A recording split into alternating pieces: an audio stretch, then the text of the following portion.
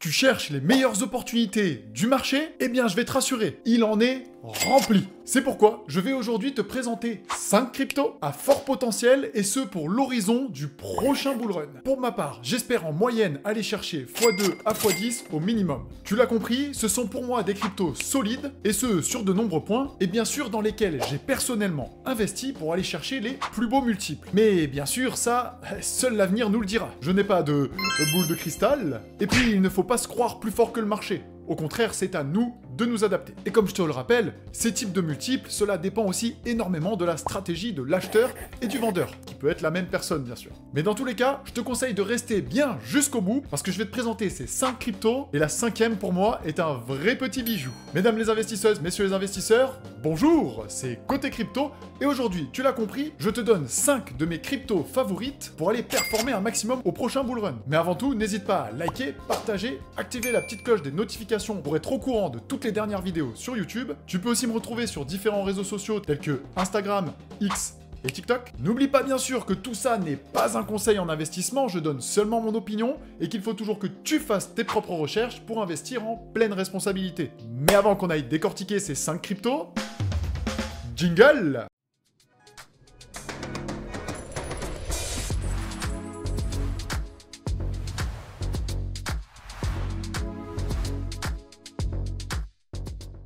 Alors, avant toute chose, rappelle-toi que tout ce que je vais te donner là, c'est bien sûr mon propre opinion. Ce n'est pas parce que moi-même j'ai investi dessus que tu dois faire la même chose. J'ai effectué des recherches poussées, que ce soit en analyse technique, en analyse fondamentale, en psychologie du marché, mais aussi de par ma propre expérience, et ce sur chacune des cryptos que je vais te présenter. Et tout cela, bien sûr, ça m'a permis de confirmer mes achats et de prévoir mes ventes, bien sûr en fonction de ma propre stratégie et de ma propre taille de portefeuille. Parce qu'à chaque position, on alloue un potentiel risque et une potentielle récompense. Il ne suffit pas de juste pousser le bouton acheter, acheter, acheter, acheter. Alors bien sûr, pour qu'on commence à regarder quels sont ces 5 cryptos, je te propose qu'on passe directement sur l'écran.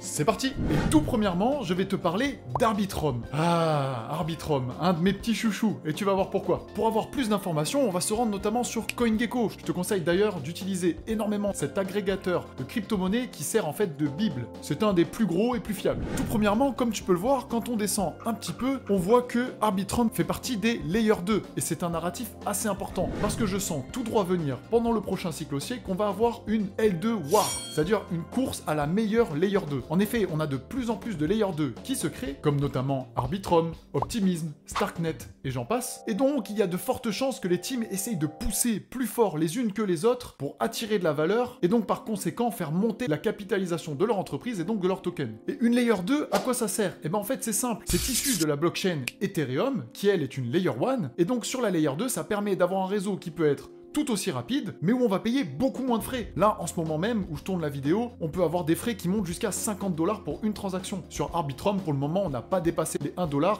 et en général, on est plutôt entre 20 et 30 centimes pour une transaction. On peut aussi aller voir que l'écosystème d'Arbitrum est absolument énorme, notamment sur Defilama, où on voit qu'en termes de TVL, donc de valeur bloquée au total sur la blockchain, eh bien Arbitrum arrive en 4e. De plus, elle a énormément de protocoles disponibles dessus. On peut en compter 542. Et si l'on se rend dessus, eh bien on retrouve les plus gros et notamment ceux qui ont fait parler d'eux à la création, notamment GMX, qui est une application décentralisée de dérivés. Et ensuite, on retrouve bien sûr les plus gros comme AAV, Uniswap ou encore Pendle, où on peut aller chercher de très beaux revenus passifs. Donc tu l'as compris, Arbitrum est un écosystème en pleine explosion et qui a de très fortes chances dans le futur de prendre une belle part de marché. Ce que j'aime beaucoup avec Arbitrum aussi, c'est qu'il a été distribué avec un airdrop, et du coup j'ai pu en recevoir énormément pour simplement avoir brûlé une cinquantaine de dollars de frais. Donc ça m'a permis de prendre part à l'écosystème très simplement. Et quand on parle d'un token qui a été délivré à partir d'un airdrop durant le bear market, c'est qu'il est assez récent. Et ce qui me plaît énormément, c'est qu'il n'a pas déjà vécu de cycle,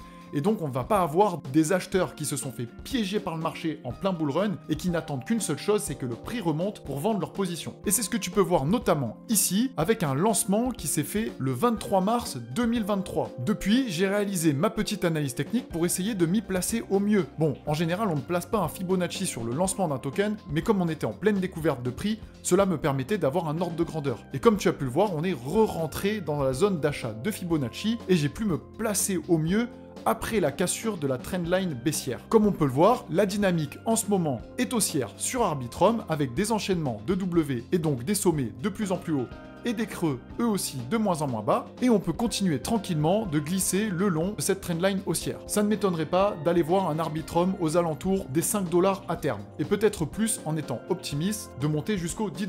Mais ça, bien sûr, personne n'a de boule de cristal, personne ne peut le deviner, et on verra ça en plein bull market. Selon moi, un des points noirs d'Arbitrum peut être sa tokenomics. On voit que l'offre en circulation est d'un peu plus d'1 milliard de jetons, et on voit que l'offre totale, elle, se compose de 10 milliards de jetons. Donc on a à peu près 10% seulement qui est sorti. Ça reste beaucoup de tokens à arriver sur le marché et qui va rajouter une pression baissière. Et on va donc avoir une libération au cours des mois et des années qui arrivent. Et selon moi, une amélioration que l'on pourrait avoir sur Arbitrum, ce serait d'utiliser notamment le jeton ARB pour payer les frais sur la blockchain, ce qui permettrait d'en brûler une certaine partie ou d'en récupérer une certaine partie pour la bloquer et donner de la valeur au token, voire même d'instaurer du staking pour pouvoir voter. Parce que là, on peut voter sans forcément bloquer de token. Et donc, bloquer du token Arbitrum permettrait de le rendre un peu plus rare. Mais passons maintenant à mon deuxième choix, Solana. Alors, bien que Solana ait déjà vécu quelques cycles de marché, pour moi, cela peut être quand même un cheval intéressant. Solana se veut être un Ethereum killer. Pour moi, c'est un petit peu gros, parce que l'on continue bien sûr sur le narratif des Layer 2 issus d'Ethereum. De même, sur Solana, on va retrouver de nombreuses applications qui sont toutes très intéressantes. On a une airdrop season qui s'est un peu mise en place avec notamment Jito ou encore Jupiter, un échange décentralisé très intéressant et prometteur aussi dans le futur, et tout en profitant sur la blockchain de Solana de frais qui sont assez réduits et d'une rapidité de transaction tout à fait respectable. Pour la blague, Solana est prénommé l'Ethereum du pauvre, parce que les frais ne sont pas chers et la blockchain Solana se veut être le futur Ethereum. Si l'on regarde l'offre en circulation, on voit que c'est tout à fait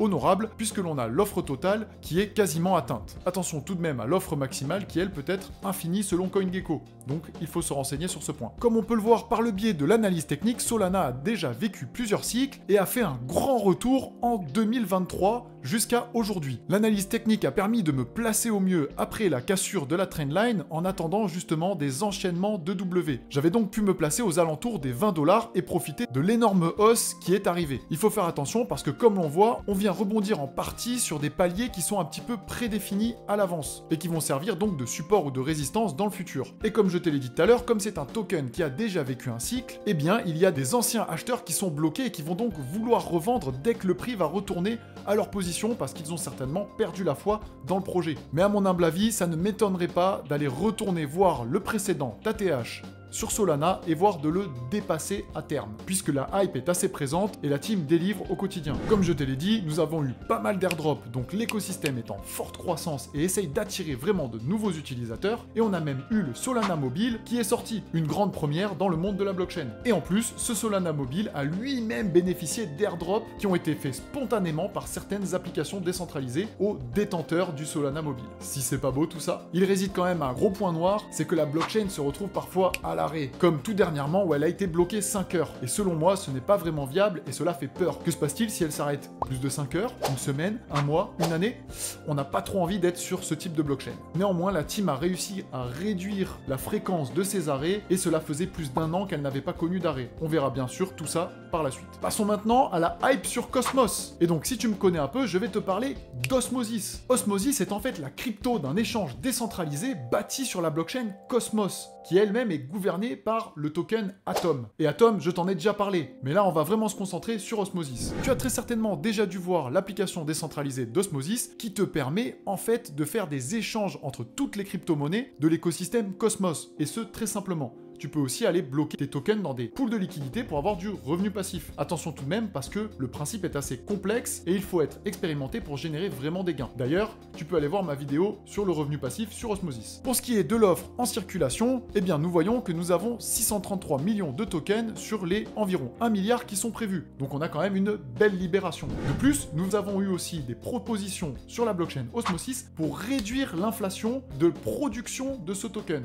Donc en réduisant l'inflation, on on vient rajouter une pression haussière. Et oui, parce qu'en fait, le token Osmosis, tu peux le staker sur Keplr et gagner un revenu annuel, mais qui t'est bien sûr rendu tous les jours. Et en stakant ce même token, eh bien tu participes à la sécurisation du réseau. Et lorsque tu sécurises un réseau, on te donne des airdrops sur Cosmos. Et ça, c'est super intéressant. De plus, le token Osmosis te sert à payer des frais directement sur la blockchain Osmosis, donc ça lui donne une réelle utilité. Et il est bien sûr l'un des échanges décentralisés majeurs de l'écosystème Cosmos, en plus de fournir du revenu passif. Pour moi, c'est clairement un must-have si l'on veut se placer sur les prochains airdrops, tout en participant à l'écosystème Cosmos. Un point noir, selon moi, c'est qu'il est sorti en fin du dernier cycle haussier, et donc il s'est mangé tout le bear market dans la tronche. Ce que tu peux voir directement sur le graphique où on a eu une énorme baisse après un lancement qui a avoisiné les 8-9 $ quand même. Depuis, j'ai passé mon temps à l'analyser jusqu'à chercher un point d'entrée intéressant après une phase un petit peu de stabilisation en daily. Là, on est placé en weekly pour faire des investissements plutôt long terme. Et depuis que la hype Cosmos est revenue grâce aux airdrops qui sont en plus tout à fait passifs, eh bien le token Osmosis voit son prix augmenter énormément. De plus, nous avons une stabilisation du prix qui commence